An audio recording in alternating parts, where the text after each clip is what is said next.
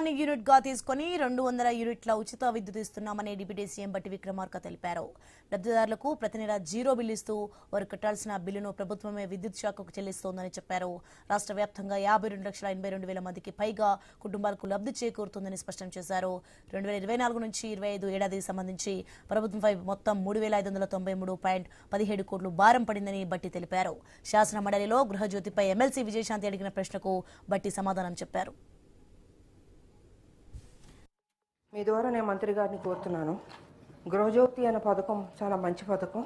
గృహజ్యోతి పథకం కింద 200 యూనిట్ల వరకు ఉచిత విద్యుత్ సరఫరా విషయంలో రాష్ట్రంలోని వివిధ జిల్లాల వారీగా ఎంతమంది అర్హులైన మహిళలకు ఉచిత విద్యుత్ సరఫరా చేశారు, ఈ పథకం అమలు నిమిత్తం రాష్ట్ర ప్రభుత్వం ఎంత ఖర్చు చేసింది, అర్హులైన మహిళలందరికీ ఈ పథకం వర్తింపుకు గవర్నమెంట్ సమర్థవంతంగా అమలు చేయడానికి తీసుకున్న చర్యలు ఏమిటి? ఇది కుటుంబాన్ని యూనిట్గా తీసుకొని ఇస్తున్నాం కాబట్టి మహిళలందరికీ వర్తిస్తున్నట్టే. ఇది 200 యూనిట్ లోపల వాడకందారులందరికీ.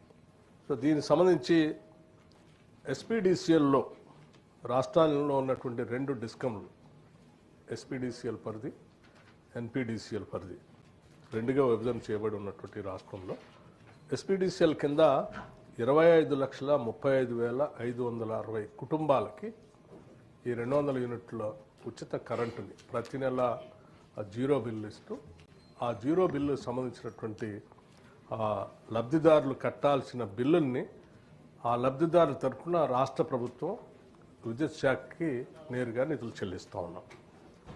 అట్లాగే ఎన్పీడీసీఎల్లో కూడా 27,46,938 కుటుంబాలకి ఈ 200 యూనిట్ల ఉచిత కరెంటుని అమలు చేస్తూ ఉన్నాం.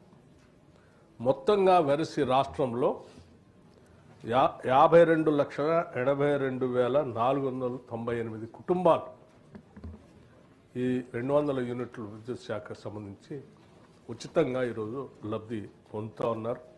దీనికి సంబంధించి 3/2024 నుండి 12/2025 వరకు రాష్ట్ర ప్రభుత్వం మొత్తంగా దీనికైనటువంటి ఖర్చు కట్టింది 3,593.17 కోట్లు.